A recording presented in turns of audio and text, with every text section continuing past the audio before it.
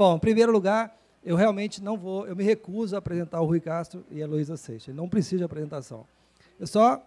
Não precisa, vocês já são conhecidos. Então, eu já vou direto na primeira questão, que é, eu queria, como o tema é a viagem, né? Eu acho que viagem aí pode ser entendido de uma maneira bastante ampla, eu queria começar isso, dizer, como foi a viagem de vocês até a literatura inicialmente? Eu vou começar com a Heloísa. Heloísa, como é que foi a sua viagem até a literatura? Bom, boa noite. Estou aqui em Araxá pela primeira vez, acabei de chegar e estou naquele hotel maravilhoso, o grande hotel, né, que já me falaram que é mal assombrado. Então, eu já estou animadíssima, porque eu adoro fantasma. E, claro que a minha viagem à literatura foi uma história de assombração. Eu fui amamentada com histórias de assombração, então vocês não reparem. A minha avó, que me contava histórias quando eu era criança, era quase sádica.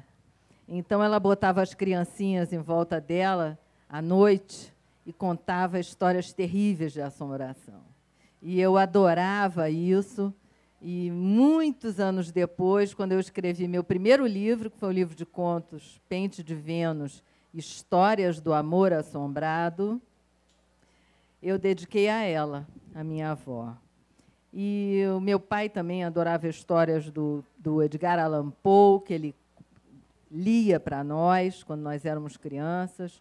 Então, eu já entrei no mundo da leitura, da literatura, da história, através da assombração.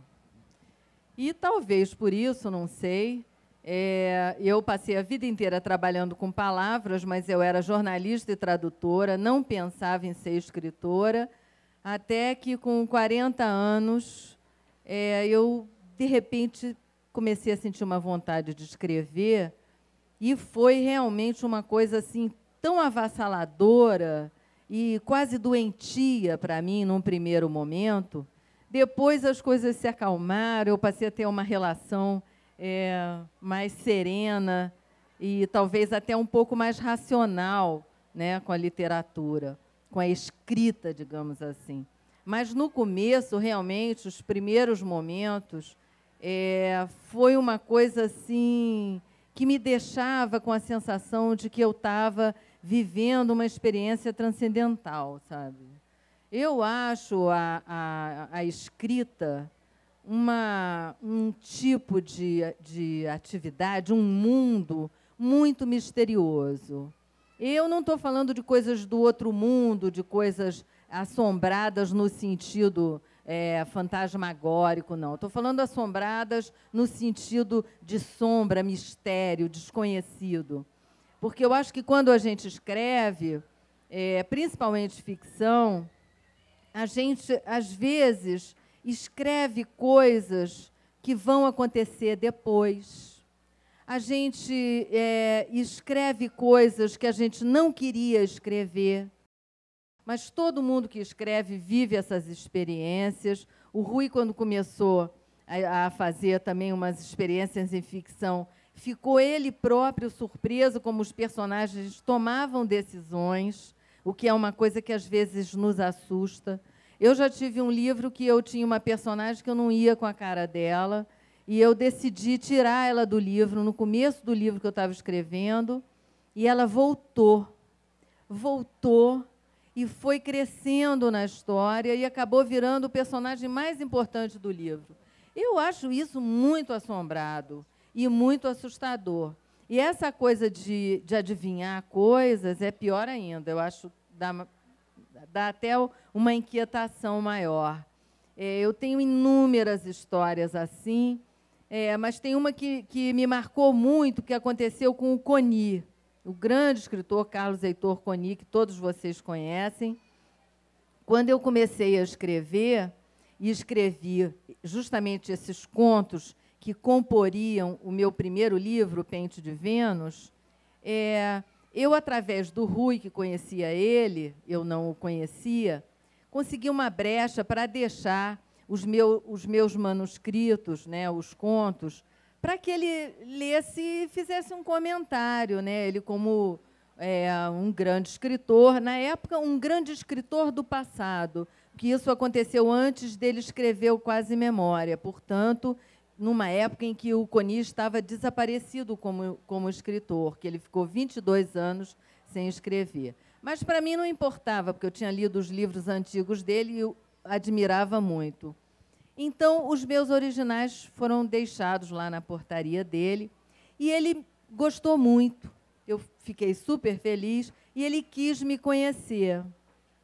Acontece que, entre as histórias do Pente de Vênus, tinha um conto chamado Pantáculo, que era o personagem principal, era um escritor que estava sem escrever. E eu, na minha cabeça, pensei no Coni ao fazer aquele conto. Mas, claro, que o conto recuava no passado, ia para a infância desse suposto escritor, e aí eu inventei tudo. Bom, aí o Coni quis me conhecer. Sentou comigo num bar, num lugar onde nós fomos, e ele falou, olha, gostei muito dos seus contos e tal, vou escrever, inclusive, a orelha do livro. Se ofereceu para escrever a orelha do livro, eu já fiquei super feliz. Mas tem uma coisa que está me intrigando. Eu me reconheci em um dos contos. Aí eu fiquei super sem graça, porque era apenas um escritor que tinha parado de escrever, estava com um bloqueio de escritor. Eu não via naquele conto nada que pudesse ser tão parecido assim com o Coni. Como é que ele tinha se reconhecido? Aí eu, muito sem graça, falei, mas qual foi o conto? Ele falou, Pantáculo. Eu falei, eu não me lembro o que eu falei, balbuciei alguma coisa, sem graça, né, que eu não conhecia ele, estava com medo dele estar achando aquilo um desaforo. Aí acontece que, quando eu escrevi e que eu inventei a infância do escritor, eu botei um menino muito solitário que tinha vergonha de chorar na frente dos outros e que, quando chorava, se enfiava debaixo da mesa de jantar, que tinha sempre uma toalha rendada, e chorava debaixo da mesa. Só que aí o Coni virou para mim e falou assim, mas tem uma coisa que eu não entendi. Como é que você descobriu que eu entrava debaixo da mesa e chorava? Então, eu acho isso, a literatura é uma viagem deliciosamente assombrada. E você, Rui? Obrigada.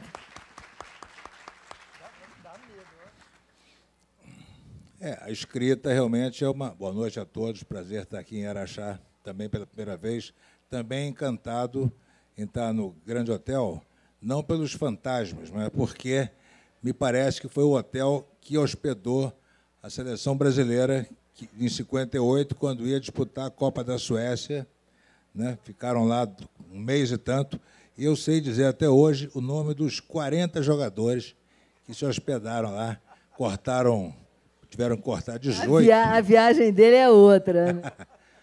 Cortaram 18, só puderam ir 22, mas os 40 que estavam lá eu sei até hoje.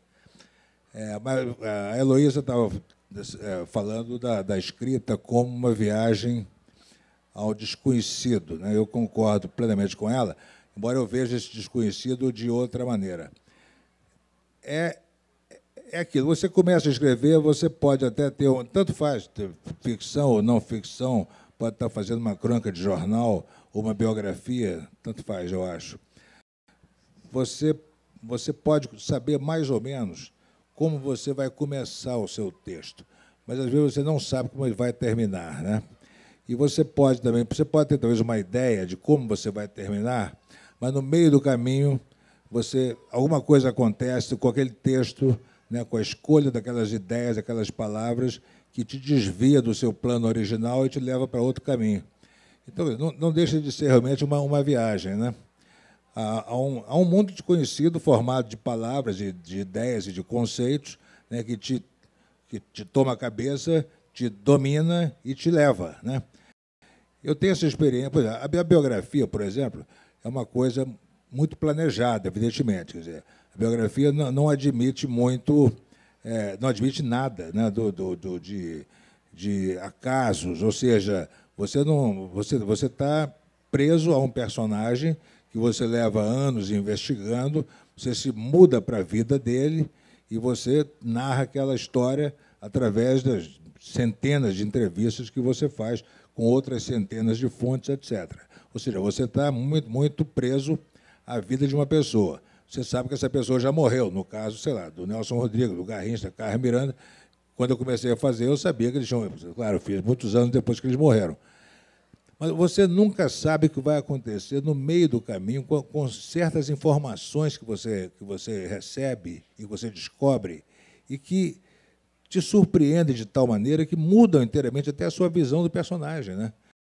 Isso aconteceu, por exemplo, no caso do... Quer dizer, é sempre uma informação relativa à vida do seu personagem que você não sabia. Informação essa que você nunca viu em letra de forma publicada por ninguém. E você fica até espantado. Mas como é que ninguém nunca soube disso, né? É uma coisa fabulosa. Quer dizer, faz parte dessa viagem. Para dar 2 exemplos, né? No caso do livro do Garrincha, a descoberta de que o Garrincha era de descendência indígena, né? Quer dizer, isso alterou completamente toda a visão que eu tinha do Garrincha e, a partir daí, muitas informações que eu tinha referentes à maneira como ele foi criado, pela família dele, etc., passaram a fazer sentido, né? Uma delas, por exemplo, o fato de que a família dele, a mãe dele, dava para ele tomar quando ele era bebê, né? Quer dizer, toda criança chora, tem dor de ouvido, ou coisa parecida. A mãe dele dava ao bebê Garrincha uma mamadeira contendo cachaça, mel e canela em pau, né? Para ver se ele sossegava. É claro que um torpedo desse não é criança que não sossega, evidentemente. Aí eu descobri que isso era uma tradição da tribo Fulniô, que é uma tribo que existe até hoje, na fronteira de Alagoas com Pernambuco, por acaso até naquela região ali do Graciliano Ramos, né, que essa tradição dessa mamadeira, essa composição da mamadeira, que eles chamam de cachimbo, é uma coisa que vem desde meados do século XIX, pelo menos, na tribo Fulniô, e que, décadas e décadas depois, né, acabou chegando aos hábitos da família do Garrincha, que já tinha perdido já 99% da sua memória indígena, né? A irmã do Garrincha tinha uma vaga ideia, porque nós somos descendentes de índio, é o que ela dizia. Eu dizia, mas tem certeza, dona Rosa? É o que a minha família sempre falou. Mas qual tribo? Não sei. Ou seja, aí parava por aí o conhecimento dela. Mas uma série de hábitos familiares deles tinha a ver com os hábitos dos indígenas, do Fulniô. Outra informação também que alterou completamente a minha busca, a minha investigação pela Carmen Miranda, foi a descoberta de que ela morou no bairro da Lapa, no Rio, dos 6 aos 16 anos. Quer dizer, os 10 anos mais importantes da infância, adolescência da jovem Carmen foram passados num bairro que estava se transformando, né, de maneira revolucionária, deixando de ser um bairro católico, né, com convento, com colégio de freiras, com seminário, com igreja, etc., para se tornar o centro boêmio do Brasil, por excelência, né, habitado e frequentado, né, por políticos, empresários, boêmios, jornalistas, escritores, cantores, garçons, donos de bordel, prostitutas, motorista de táxi, engraxate, vendedor de bilhete de loteria, bicheiro, enfim, toda essa fabulosa fauna humana foi com quem a Carmen, a menina Carmen Miranda, conviveu dos 6 aos 16 anos, e foi dali que ela extraiu toda aquela malícia, picardia, gírias, né, a maneira de encarar as coisas, e isso formatou a sua maneira de falar, né, que era muito característica, e foi com essa maneira de falar que ela, aos 20 anos de idade, estreou como cantora, sem nunca ter tomado um minuto de aula de canto na vida, e levou para a maneira de cantar a maneira de falar que ela aprendeu na Lapa, e, com isso, ela inventou a maneira brasileira de cantar, que até então era completamente italianada, né, tipo ópera e opereta. A Carmen cantou como uma menina brasileira, carioca, 1929, cantaria. Ou seja, então você pensa que você domina mais ou menos as grandes linhas da vida do personagem que você vai biografar, e no meio do caminho você leva uma surpresa dessa, o que eu definiria como fazendo parte dessa viagem ao desconhecido, que acontece mesmo quando se faz uma biografia, que é uma coisa que tem que ser muito controlada pelo autor. Agora, eu queria, Heloísa, que você é uma das poucas e raras autoras que experimenta os mais diversos gêneros e consegue ser boa em todos eles. É verdade, e é raro. E é raro. Né? Por exemplo, tem ficcionistas que fazem poesia, mas é uma poesia mais... Ou poetas que fazem ficção, mas você consegue, digamos assim, passear por vários gêneros. E eu queria saber exatamente isso, assim, quando que você é o quê? E como que você se comporta como o quê nesses diversos gêneros? E aí, Rui, você podia pegar carona e falar exatamente como você, biógrafo, cronista, passa para ficção e como que você se comporta em relação a ela. Olha, comigo aconteceu tudo sem querer, né? Quer dizer, quando eu escrevi justamente os contos do Pente de Vênus, foi a tal experiência inicial, muito avassaladora e aflitiva, que eu queria ter escrito 14 romances naqueles poucos meses. Mas, como não dava, eu tinha a impressão que eu estava imprensando as histórias e escrevi 14 contos. E, com isso, eu me propus a, depois, com um pouquinho mais de ar, digamos assim, um pouquinho mais de tempo, escrever algumas histórias mais longas que eu acabei me dando conta de que seriam romances. E continuei gostando muito de escrever contos. Eu gosto muito de escrever contos. E aí aconteceu na minha vida a história dos contos mínimos, né? Que foram uma coisa que me marcaram muito. Muita gente só me conhece ou me conhece mais pelos contos mínimos, que eu fiz durante quase 10 anos, se contar o período da Folha de São Paulo e do Jornal do Brasil, na revista de domingo. Os contos mínimos, eu comecei fazendo na Folha, num espaço que a Folha tinha, que era uma coisa... Folhatinha é um cacófato, desculpem. E que era muito pequenininho. Eram assim, no meu computador, na época, eram 6 linhas e meia, era quase um haikai. E eu dei a esse espaço, me convidaram para fazer nesse espaço, eram vários escritores fazendo, isso continuou durante anos. Fernando Bonassi era um que estava desde o início, e continuou, enfim, entraram e saíram vários. Então, cada um dava um nomezinho ao espaço. Eu dei o nome de Contos Mínimos. E a minha proposta era escrever ficção, que era um super desafio, né? Eram 2 vezes por semana, se não me engano, inventar uma historinha que coubesse em 6 linhas e meia. E eu adorei fazer. E fiquei durante, não me lembro se 1 ou 2 anos, e saí. Aí passou um pequeno espaço de tempo e alguém da revista de domingo me chamou para fazer e me ofereceu uma página da revista. E aí, quando eu falei, por acaso, dos contos mínimos, a pessoa que me convidou, que eu já não me lembro mais quem era, falou, mas esse título é tão bom, mantém esse título Contos Mínimos. E eu, na época, achei que era uma coisa imprópria, porque, na minha cabeça, conto mínimo era aquele de 6 linhas e meia. Mas, ao longo dos anos que eu fiz os contos naquela uma página, eu encontrei muitas pessoas que me perguntavam na rua ou em bate-papos como esse aqui, como é que você consegue contar uma história em uma página só? Então, você veja que tudo é relativo, né? Bom, então, essa coisa das diferentes métricas, veja que foi acontecendo assim, né, um pouco me levando meio sem querer.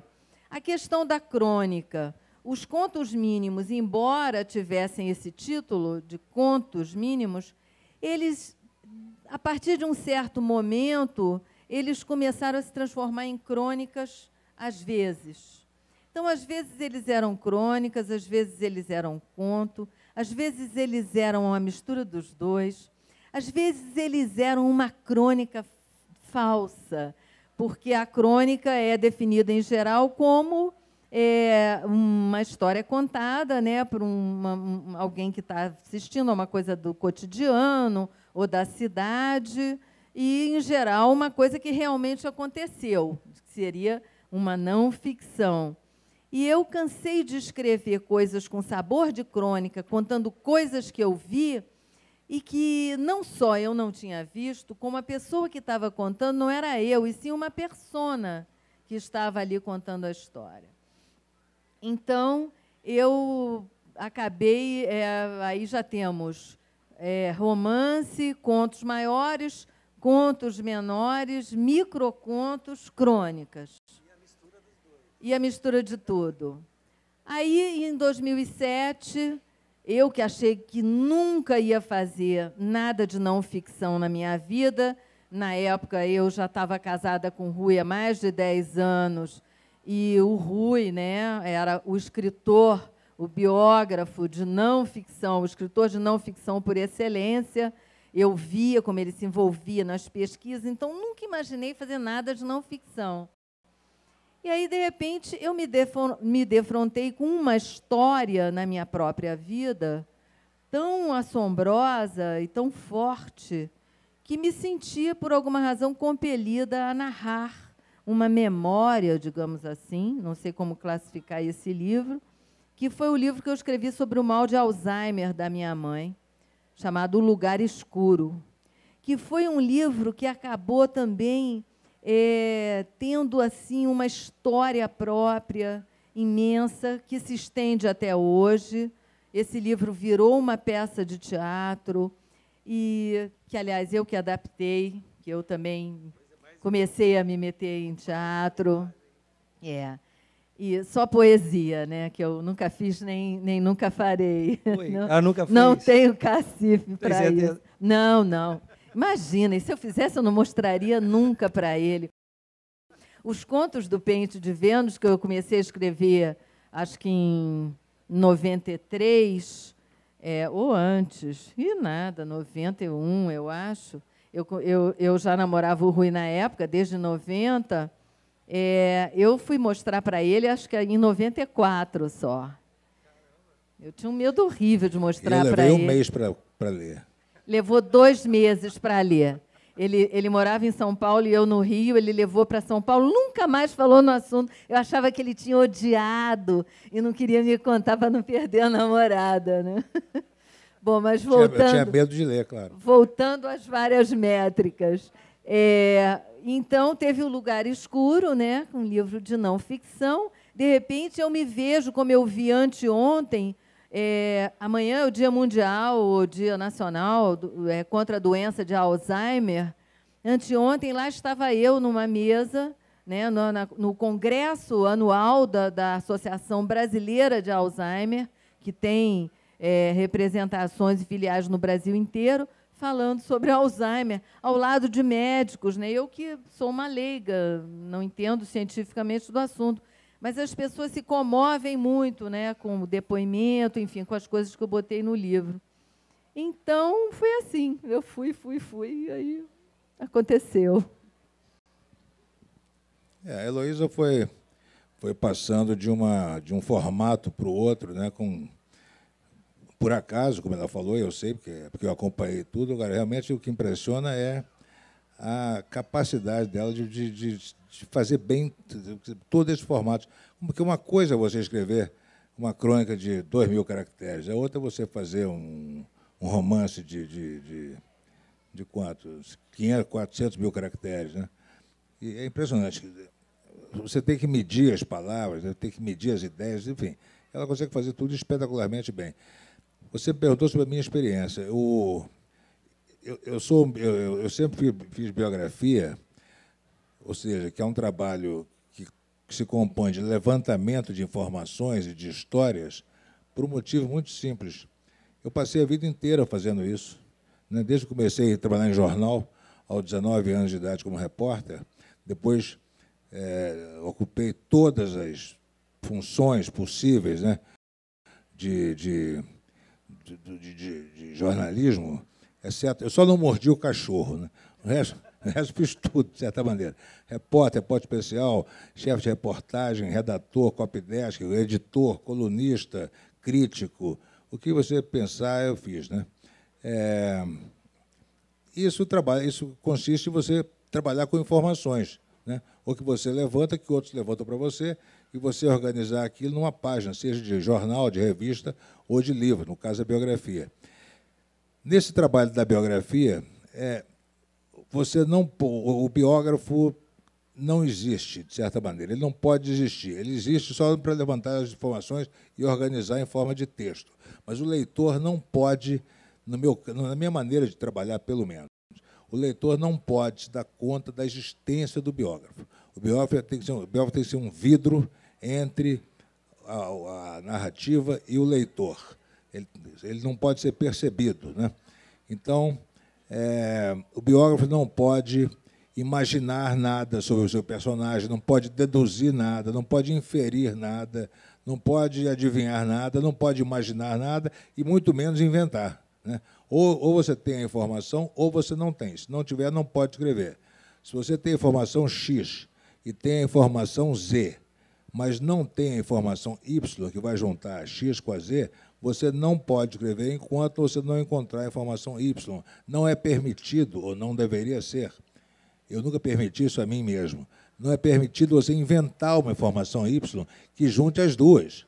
Sabe? Porque se fosse possível o biógrafo imaginar ou inventar alguma coisa, é muito fácil. Vai escrever ficção de uma vez, entendeu? Muito melhor, né? Você vai escrever ficção, você não tem que passar 2 anos atrás de uma fonte de informação, sabe? Você não tem que apurrinhar dezenas de pessoas. Fulano, onde eu posso encontrar o fulano? Você sabe se ele está vivo? Sabe o telefone dele? Sabe onde mora? Em que cidade mora? Está gagá? É capaz de falar ainda?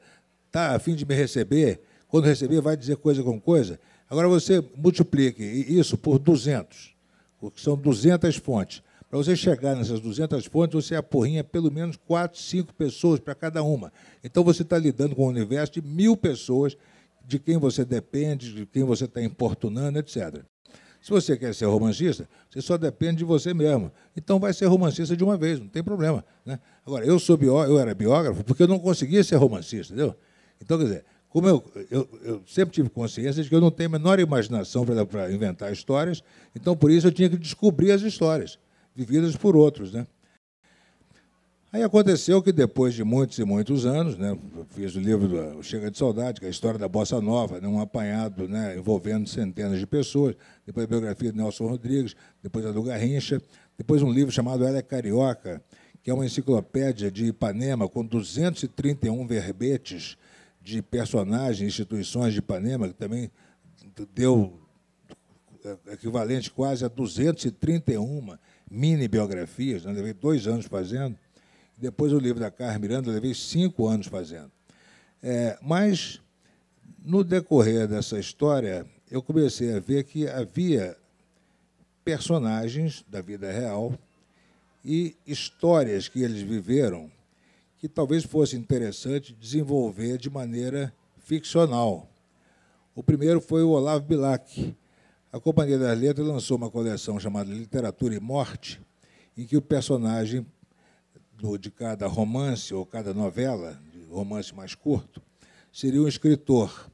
Esse escritor que teria que viver uma história meio de mistério e seria uma história de ficção, evidentemente. Então, a Companhia das Letras convidou o João Ubaldo, convidou o Veríssimo, convidou o Rubem Fonseca, enfim, né, os grandes romancistas da época, 20 anos atrás, e o Luiz, cada um escolheu o Hemingway, o outro escolheu o Oscar Wilde, o outro escolheu o Molière, o outro escolheu o Marquês de Sade, enfim. Quando o Luiz Schwartz me perguntou se eu gostaria de participar dessa coleção, eu falei que gostaria, mas perguntei se mas pode ser um escritor brasileiro, né, porque só tinha estrangeiro, né? Não, claro, quem você quiser. Aí eu pensei no Olavo Bilac.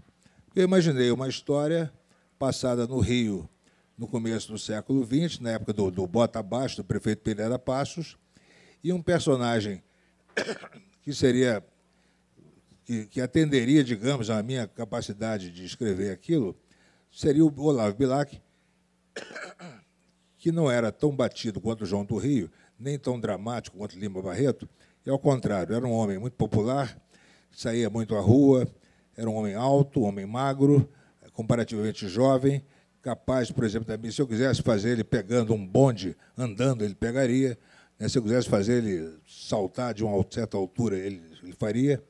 Então, eu escrevi assim, uma história envolvendo o Bilac, o Zé do Patrocínio, que era amigo dele, e tudo girando em torno de um balão que o Zé do Patrocínio estaria criando num subúrbio do Rio, inspirado nos balões que o Santos Dumont estava fazendo em Paris. E uma dupla de aeronautas franceses, incapaz de roubar os planos do Santos Dumont, resolveu mandar uma espiã portuguesa ao Rio para seduzir o Bilac, que era amigo do Patrocínio, e, através dele, roubar os planos do balão do Patrocínio. Essa história aconteceu. O balão do Patrocínio é uma história verdadeira. O Santos Dumont ajudava o Patrocínio. O balão do Patrocínio, antes de ficar pronto, pegou fogo na vida real, na minha história também. Enfim, toda a história partia de fatos reais, exceto que a história era fictícia, porque eu só consigo trabalhar assim, com personagens que existiram, mas que eu faço, então, fazerem coisas que eu sei que eles não fizeram, né? Mas que poderiam ter feito. Essa é a ideia.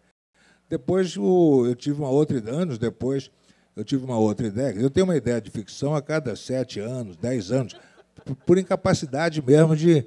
Eu não vivo no mundo de criar história de ficção. Eu posso ter 10 ideias de biografado por dia, mas para eu conseguir ter uma ideia de uma trama fictícia é muito difícil para mim, ao contrário da Heloísa e de você.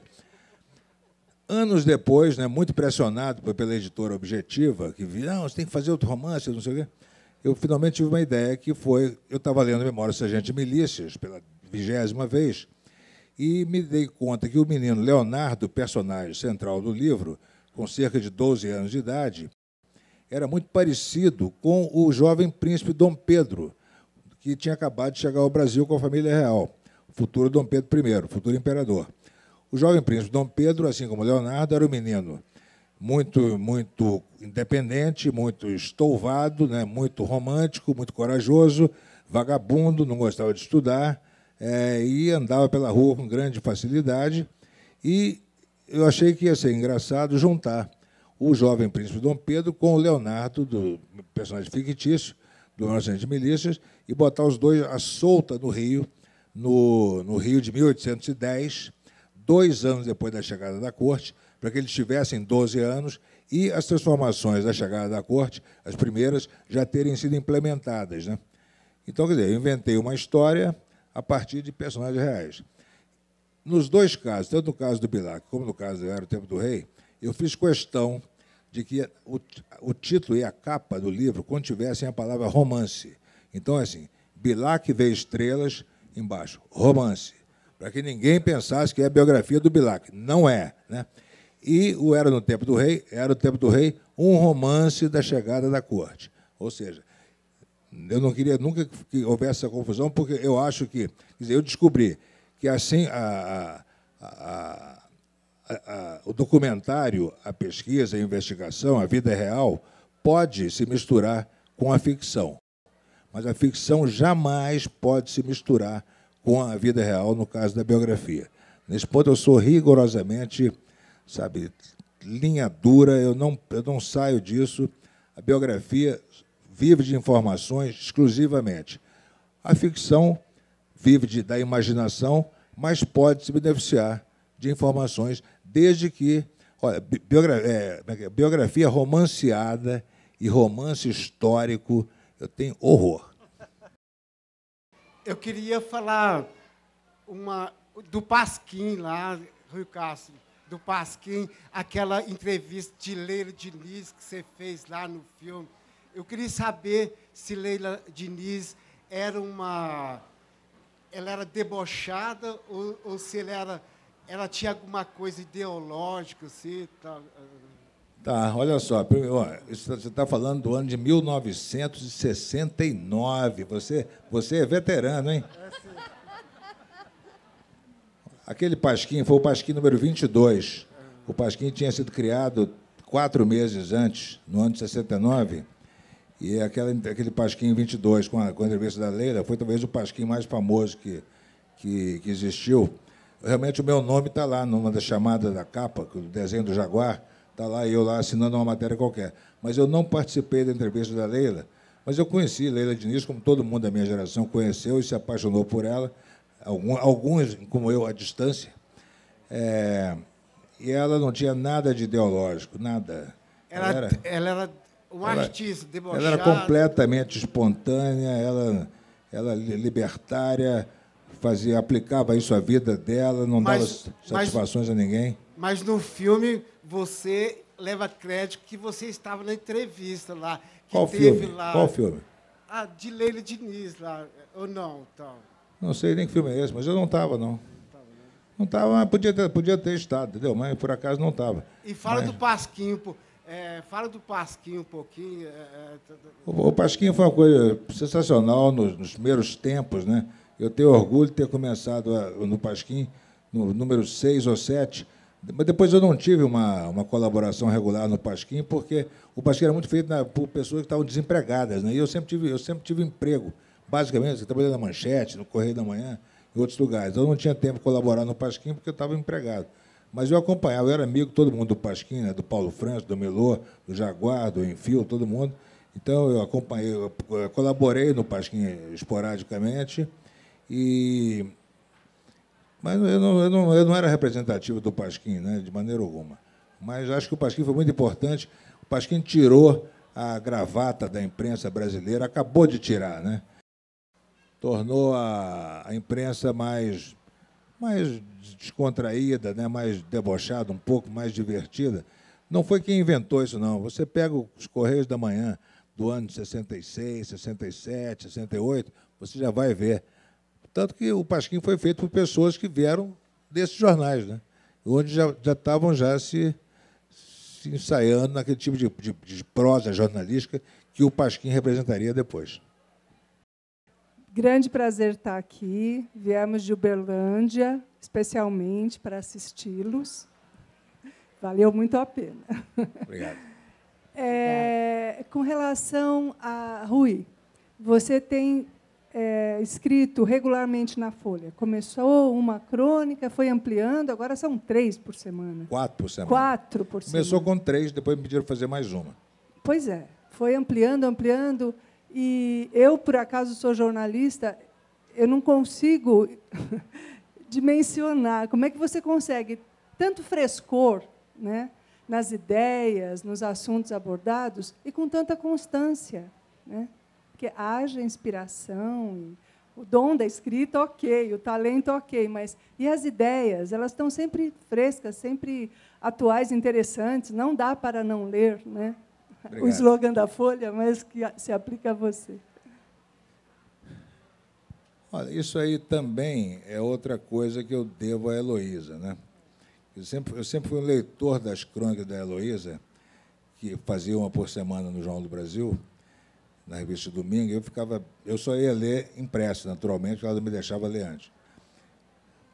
Eu ficava sempre espantado com essa regularidade, né? Porque eu leio cronistas a vida inteira, né? Quer dizer, desde que eu aprendi a ler, comecei a ler lendo Nelson Rodrigues, né? Então, quer dizer, o próprio Coni, por exemplo, que é o meu amigo desde o ano de 69, né? Há 44 anos que eu tenho a honra de ser amigo do Coni, comecei a ler o Coni em 62, né? Quando eu tinha 14 anos.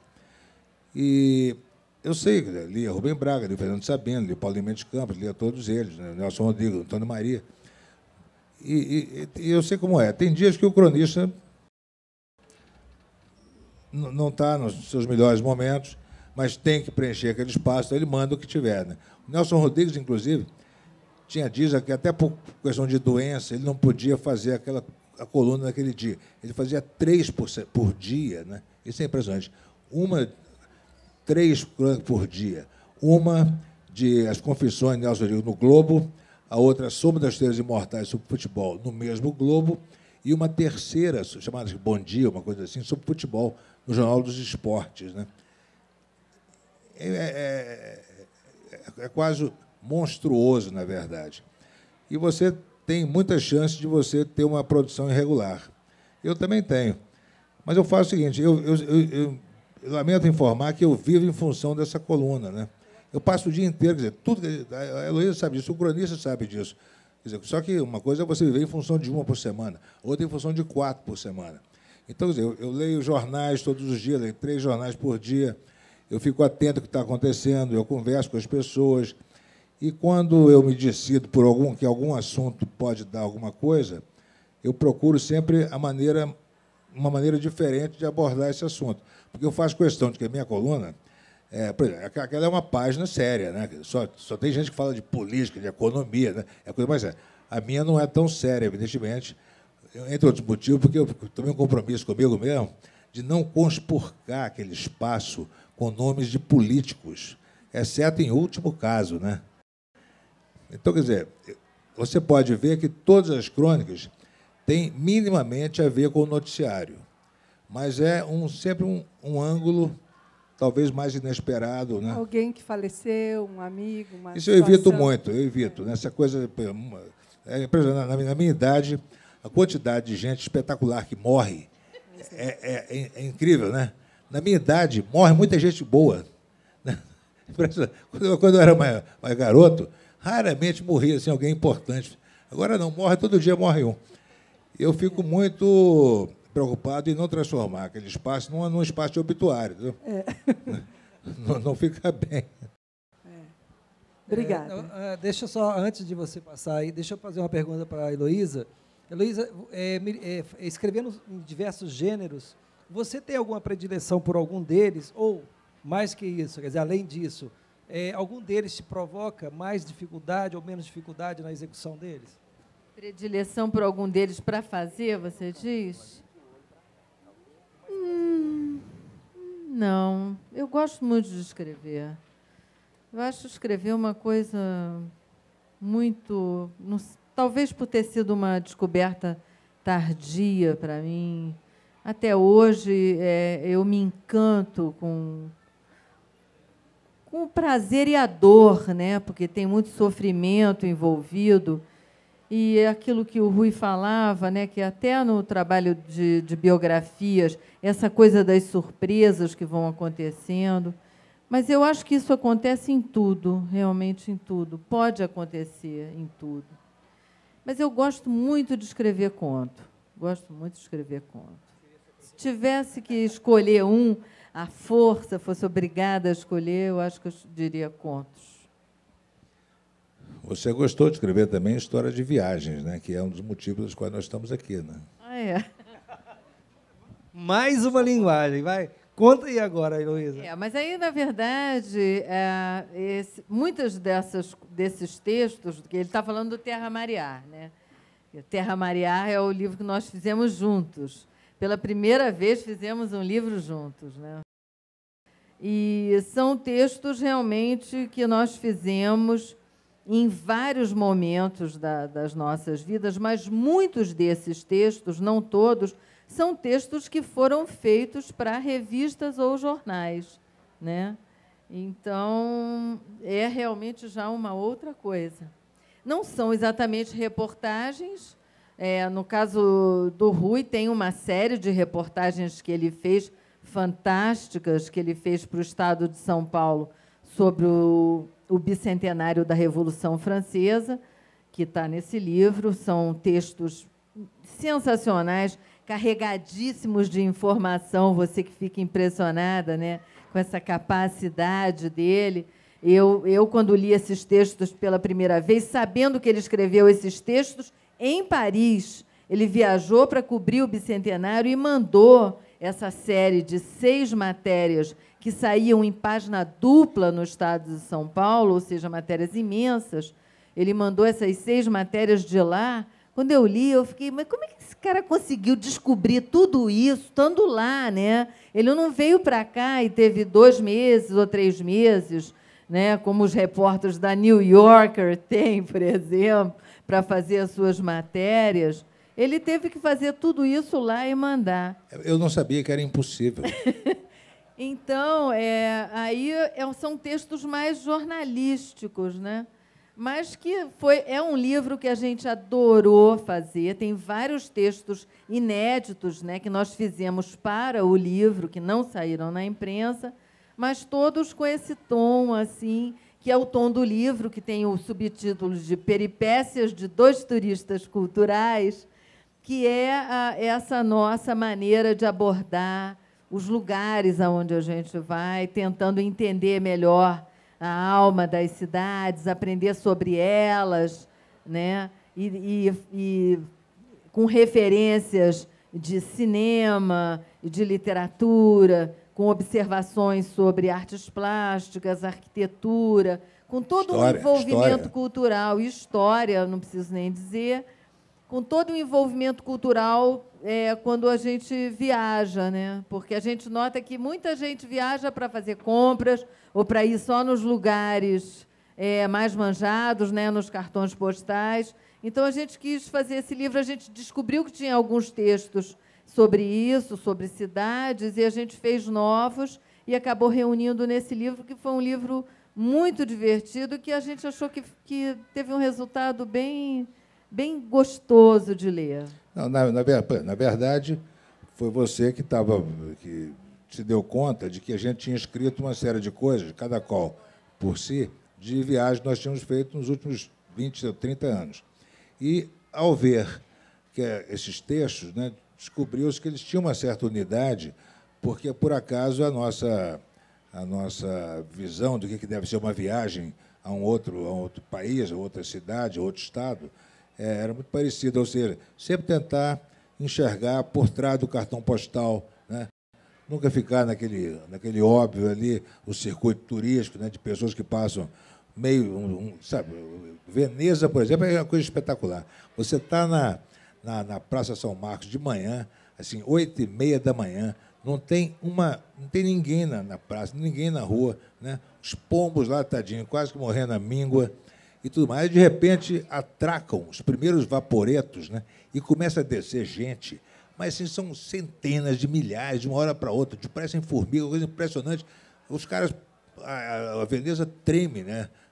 Sobre os pés daquela multidão que corre para lá e para cá, não sei o quê, e dali a 6 horas, é o contrário. Voltam todos para os navios, vai todo mundo embora, né? E o cara acha que viu Veneza, né?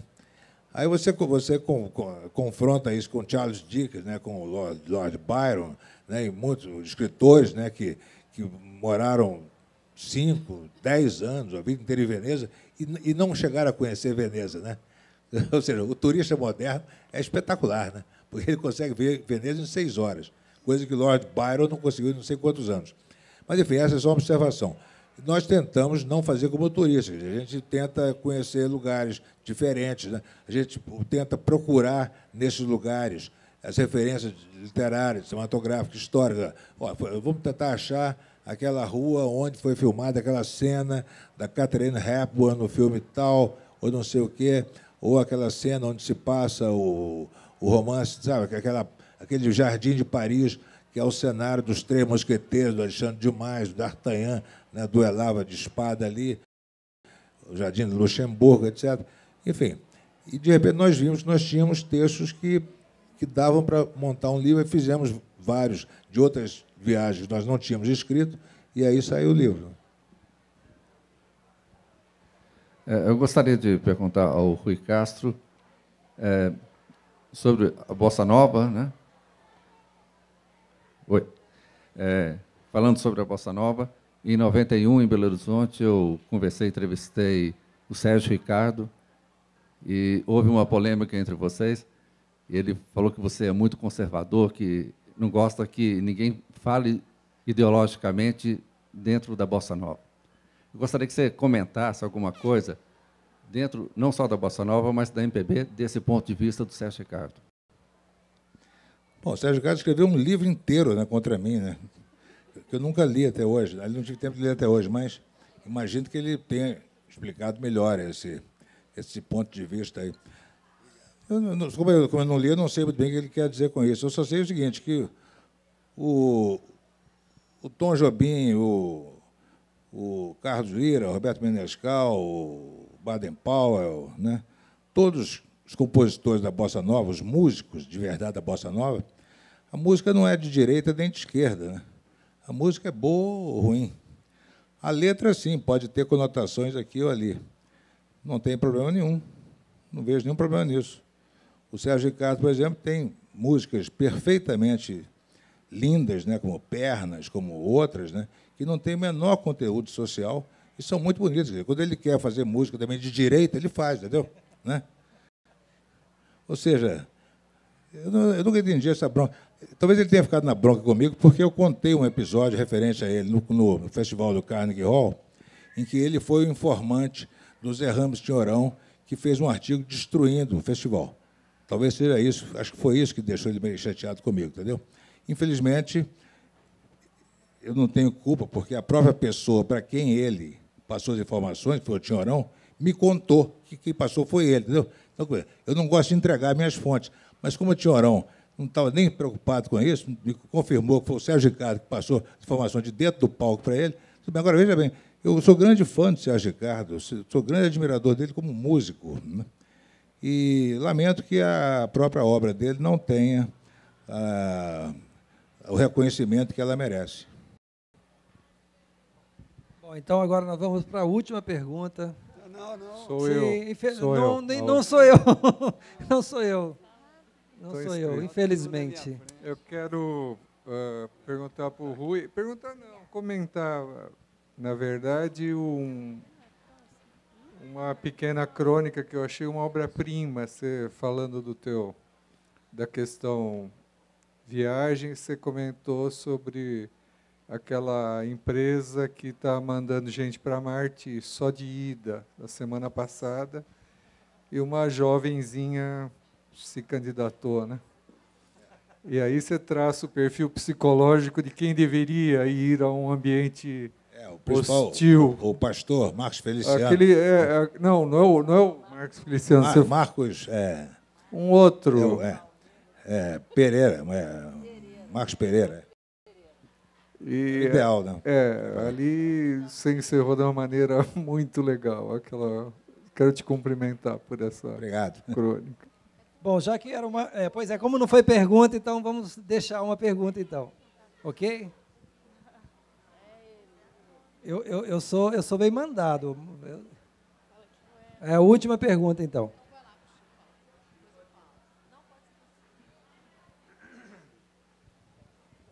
Eu queria perguntar também para o Rui, com todo o respeito à Heloísa, mas eu queria perguntar para o Rui, eu gosto muito do seu estilo, da sua escrita, né, nos livros, e eu acho que você tem um tremendo bom humor, de um jeito muito bem colocado. Não é só uma graçola, não é uma paparicação do leitor, mas é algo que realmente encanta a gente. E às vezes eu penso assim, eu acho que esse lance do Rui tem alguma influência daqueles escritores americanos que o Paulo Francis vivia citando e que eu não li. Eu li poucos escritores americanos. Eu li uns caras antigos, como o Thoreau, né, esses caras do século XIX, ou o poeta Walt Whitman, mas eu não li esses escritores americanos do século XX, que certamente são importantes. Então, eu queria te perguntar se esse humor tem algo dessa turma, assim, da Dorothy Parker, dessa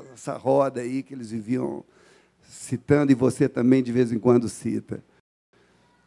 Tem, claro. Eu fui muito interessado naquele pessoal da mesa redonda do Algonquin, né, que incluía Dorothy Parker, Robert Benchley, George S. Kaufman, 5 ou 6 grandes escritores americanos se caracterizavam pelo humor.